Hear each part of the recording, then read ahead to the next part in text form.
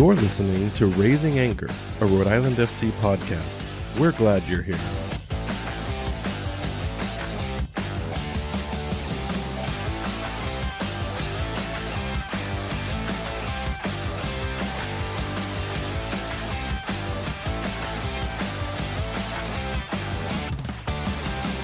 Hello, and welcome to Raising Anchor, your podcast and source for all things Rhode Island FC. I'm your host, Matt Entrikin, and I'm privileged to share some time today with native Rhode Island signings, goalkeeper Nate Silveira, and midfielder Kevin Vang, all the way from what I hope is a very warm and sunny Bermuda. Gentlemen, how are you? I'm good, Matt. How are you? I'm fantastic.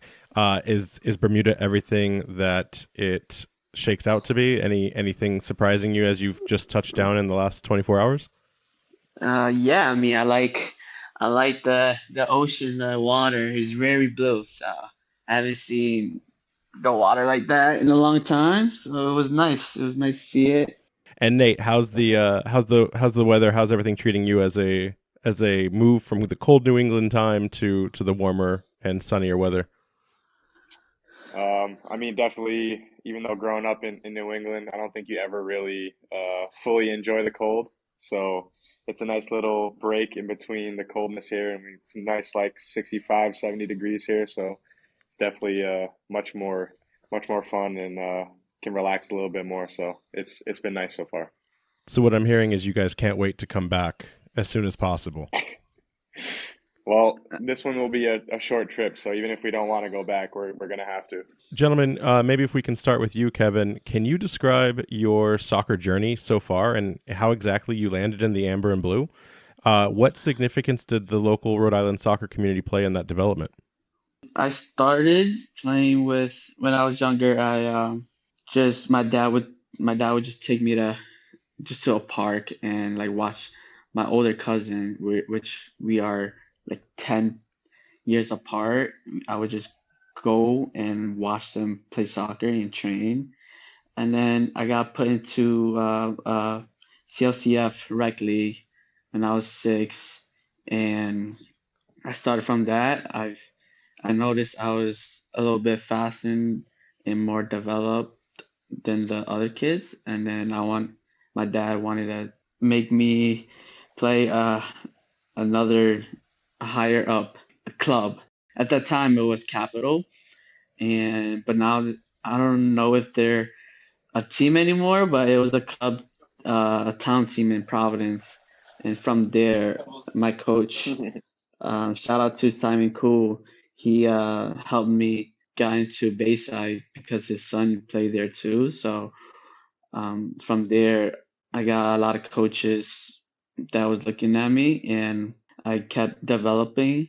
And once I was 13, 14, I took the next a step to the New England Revolution Academy. My Bayside coach, John Mark Andre, he was coaching me at Bayside, and from there, he kept me on their radar. And he was also an assistant coach at Providence College, so they just kept me on the radar, and I was doing well at the New England Revolution Academy.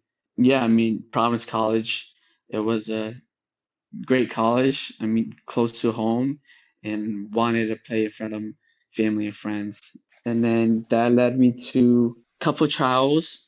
So Nate, your journey is different from what Kevin experienced. You came up through the academic or regional high school side, if I believe. Did your paths ever cross, both of you, in any time in any of the academies or the Rhode Island clubs before you each went your different directions? As kids, we didn't really get to like play each other too much. Kind of growing up, we played for different clubs, obviously, and I think my Bruno team that I played for never really. If we did play Bayside, it was never really against any teams that Kevin was playing for. So and then even when we went to college, I was always telling my college coach that I wanted to play Providence if we could get them on the schedule, but it never really worked out. We weren't really ever lucky enough to play each other, but we've always known each other growing up, and we've known like mutual friends and everything in the soccer community. So we've known each other for a bit, but we never really got to play against each other that I can remember. So Nate, what's your journey been like in the realms of the MLS Next Pro and USL2 teams that you've played for, both with Crown Legacy and Vermont Green? Can you share a little bit about that experience and journey has been? Yeah, I mean, kind of while I was in college before my last year, my last fall season, that summer I played for Vermont Green.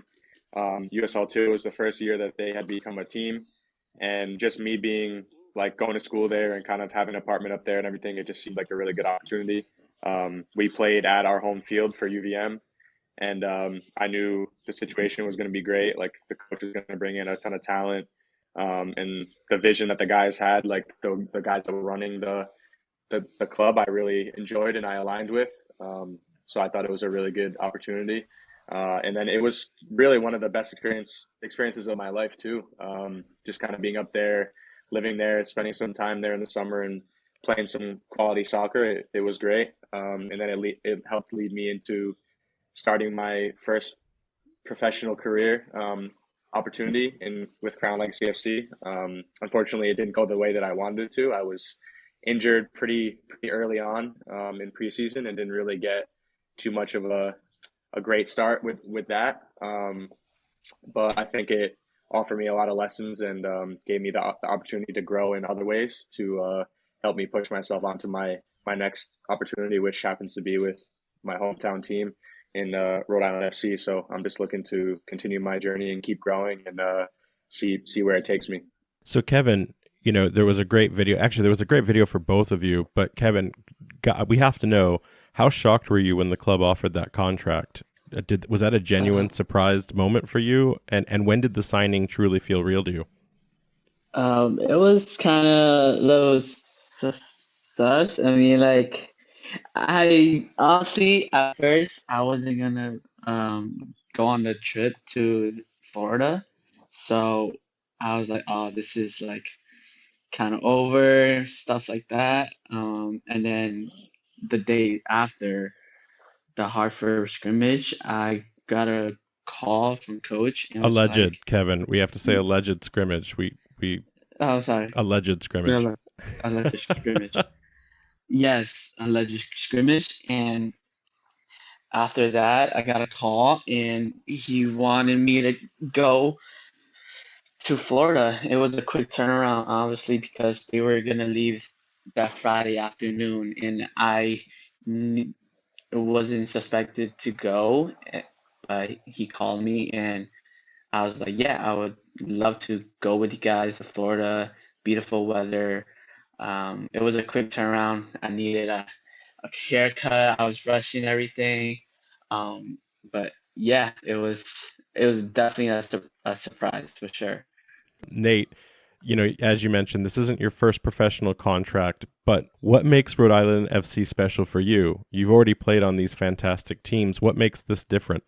I think the biggest thing is not only just kind of moving up in the levels in terms of level of professional soccer you're at, but also just the fact that not very many people get to play professional soccer for their hometown club, especially in their first year as a team, and the chance to kind of write your own history within the history of the club is always nice. And myself and Kevin being the first players from born and raised in Rhode Island to be on the team is something special for sure.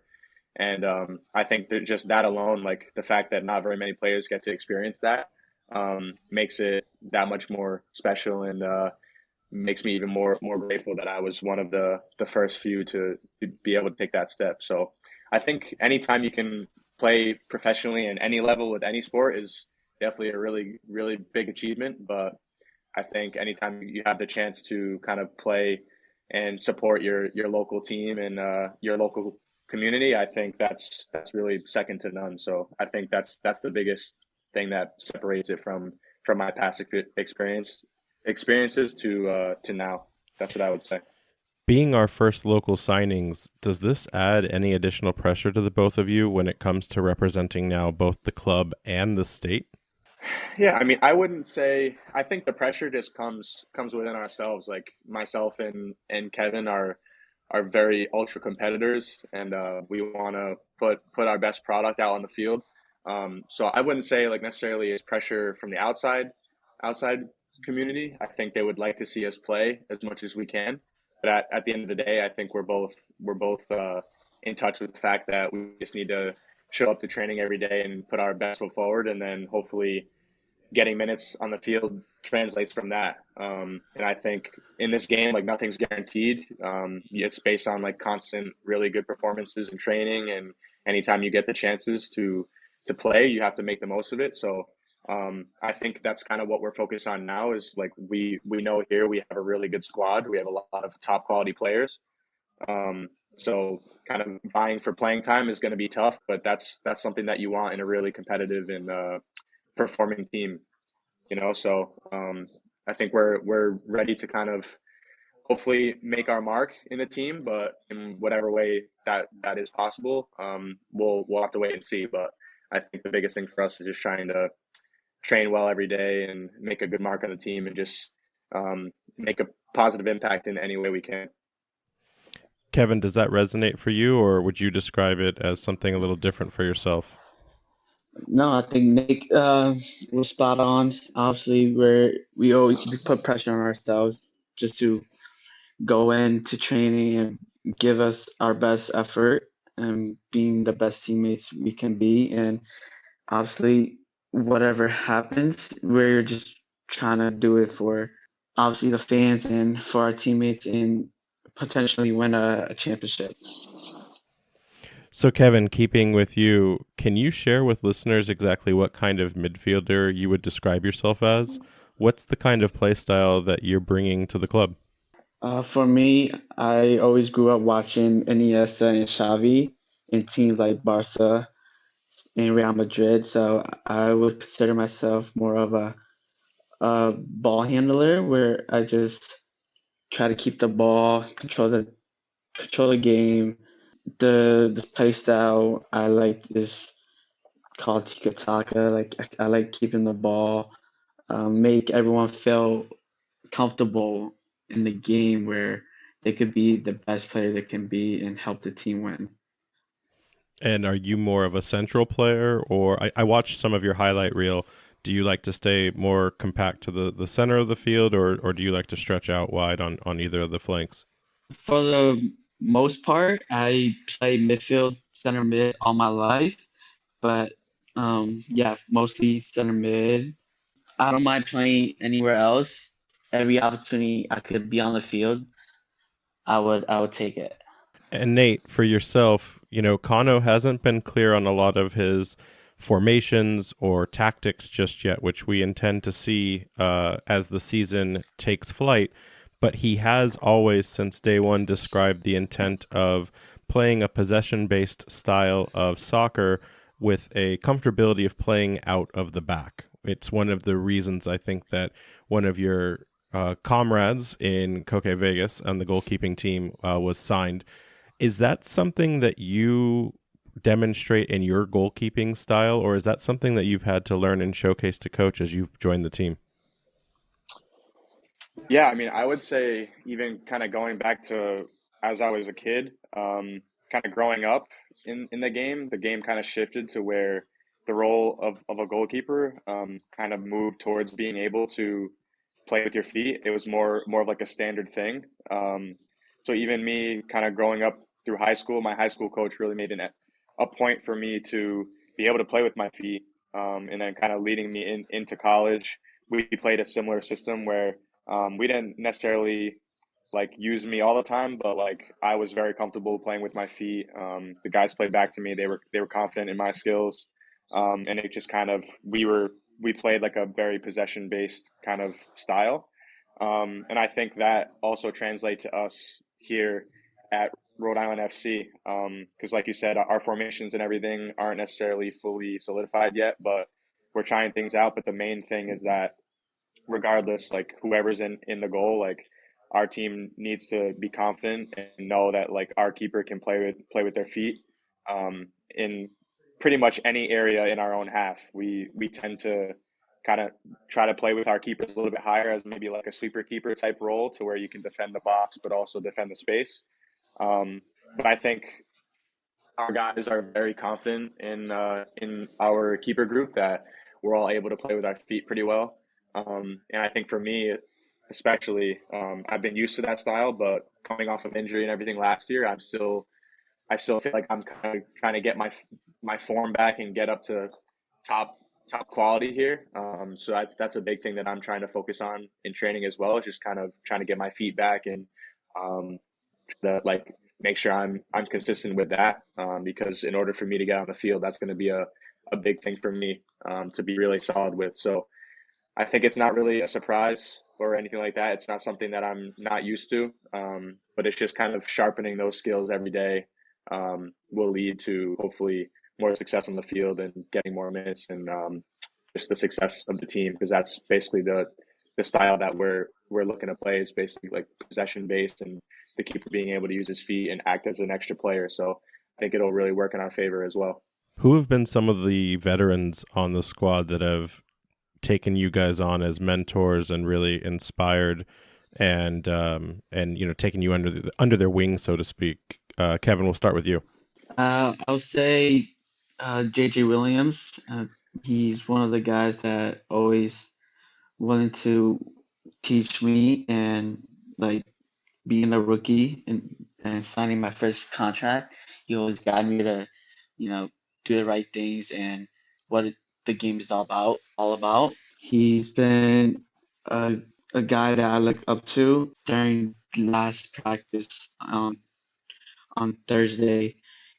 I was kicking a corner kick and he was just like pushing me, like motivating me and being a positive guy so I could just do the best for the team. Nate, how about yourself? I think it's a pretty obvious answer, but I would definitely say Koke Vegas. He's very experienced. He's played at some of the highest levels you can play at in the world. So it's very valuable to be training with him every day and kind of pick his brain and just have him around to like share his experiences and just watch him train and watch his tendencies and see like how those have developed over the years because someone who's played in La Liga and things like that, like they're just at another level. So I think it's always something to aspire to. And I'm just trying to learn everything I can from him. And I would say training with him every day is definitely very, very beneficial for me. And I think he's one of the most senior guys, kind of more experienced guys on our team. And it just happens to be that I'm in the goalkeeper group with him. So I think it just works out for me in that way that he's just like a natural mentor for me. What are some of your personal development goals or objectives for the season ahead?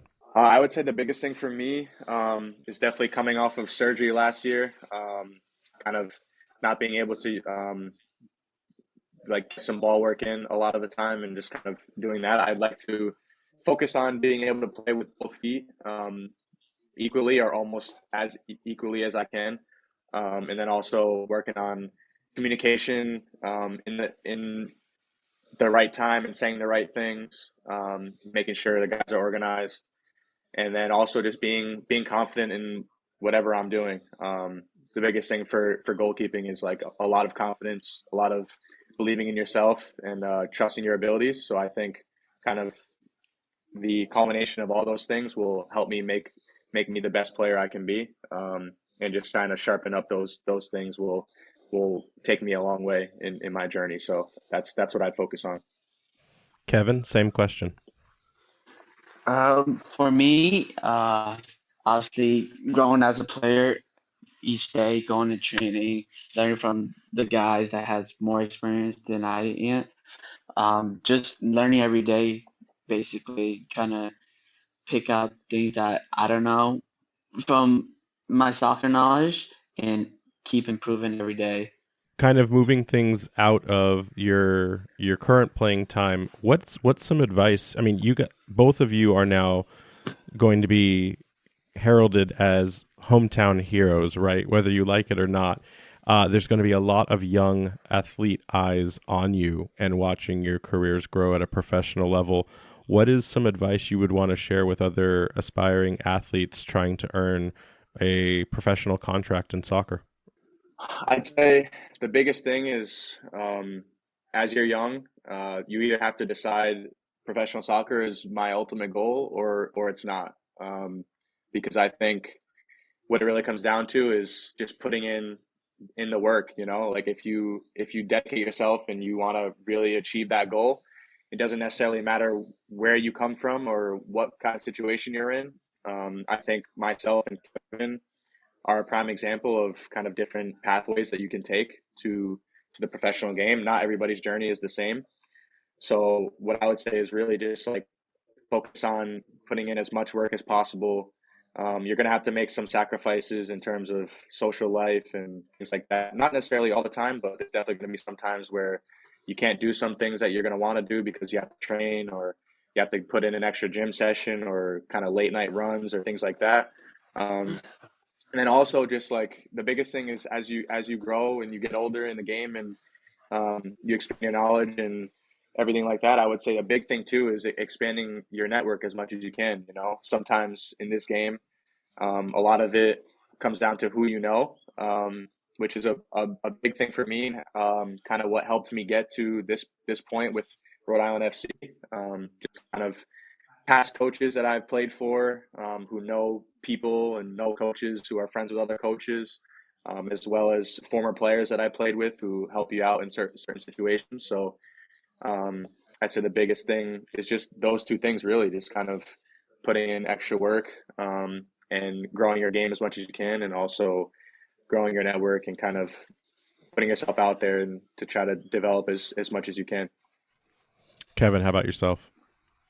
For me, obviously, um, like Nate said, you either have to either see you if you want to go pro and be professional and take a next step and see if you really want to do that for a bit of your life or continue or or not, because in this professional life it's really hard because not everyone's gonna make it, but you gotta believe in yourself and never stop grinding and believe and keep working honestly, because being a professional is mentally draining a little bit. I feel like you have to be mentally tough and have people around you to support you and help you build that balance. You know, Rhode Island has a lot of different reputations, some driven Yeah. internally, some coming from outside of the state. What does being from Rhode Island mean to you?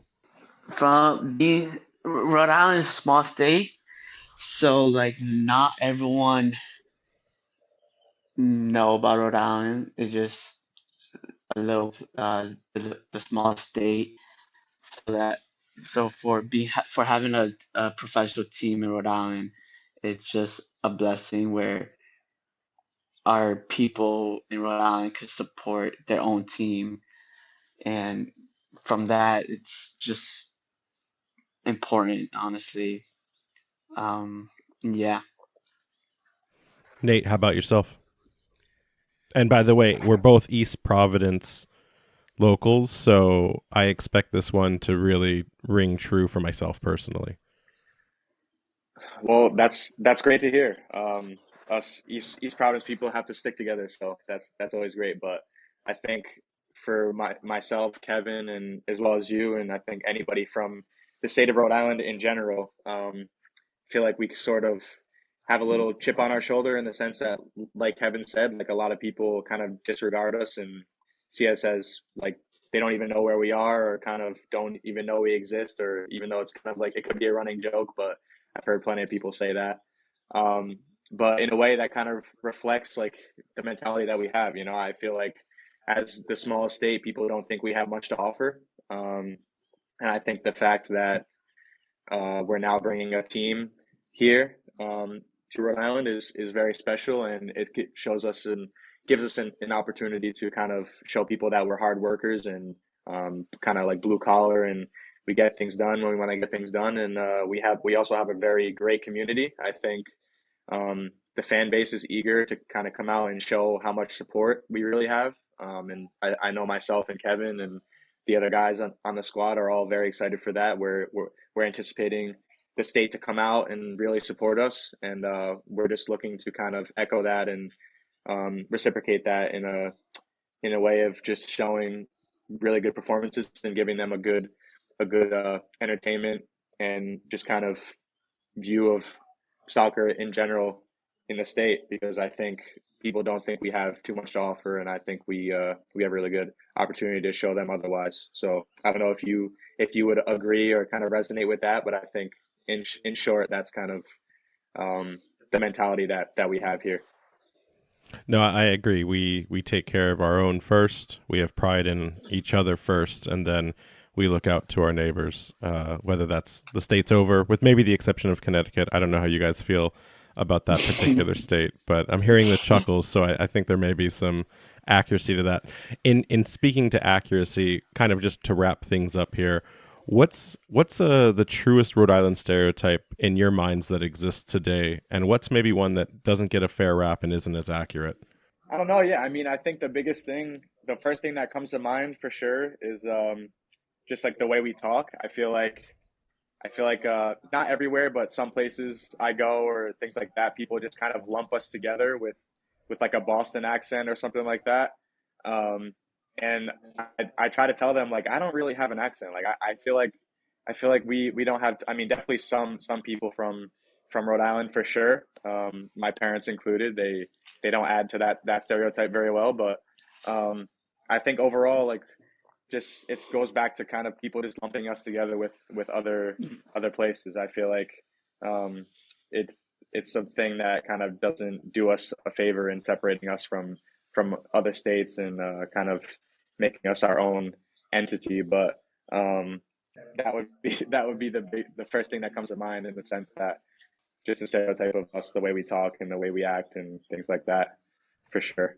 Okay, but we can all agree that the potholes and the roads, we can say that those are definitely true ones, right? Well, I wouldn't. I mean, usually stereotypes aren't always 100% accurate, but I feel like that's definitely 100% accurate. We can all agree that the potholes are terrible, and the roads and everything that's going on with the bridge right now just proves to you why people are angry and want to see some change happen. So I think you bring up a really good point there. Nate, I'll have to ask the front office staff how early you have to show up to avoid that bridge on your commute. If you're still living in EP, I'll have to find out how much that's adjusted your time. But we'll do that on an offline. Guys, the last question, last words for you. What would you like to tell fans, friends, family, as we get ready to play this first match against New Mexico United on March 16th? What are you the most excited about? Just take our word for it, in the sense of us telling you that we have a really good squad. We are very fortunate to kind of be able to take these few preseason trips that we've been on and grow our game in these past month or so. And the guys are really eager to get out and put on good performances for the state of Rhode Island and for us as well. It's a really big opportunity for us to kind of make a statement in our first year. And I know the guys are really, really committed to that, and we're excited for fans to come out and support us. And our biggest goal is to do just that, and kind of give them something to be excited about, and keep coming back to watch, and really put Rhode Island soccer on the map. And I think that's a good summation of what we're trying to do this year. For me, we have a good group of guys and quality guys and an incredible staff. And just to represent Rhode Island means a lot. And just to have a great club in Rhode Island. You can find Kevin Vang on Instagram at KevinVang8 and Nate Silveira at _Nate Silveira_. And you can find us on Twitter, Threads, and TikTok at RIFC Podcast, Instagram at Raising Anchor, and of course our website, www.raisinganchorpodcast.com. Gentlemen, I cannot wait to see you guys take the pitch and just give it your all for the future of this club and the season to come. So thanks again for joining the pod, and Anchor's up. Of course, Thank thanks, you, Matt. Matt.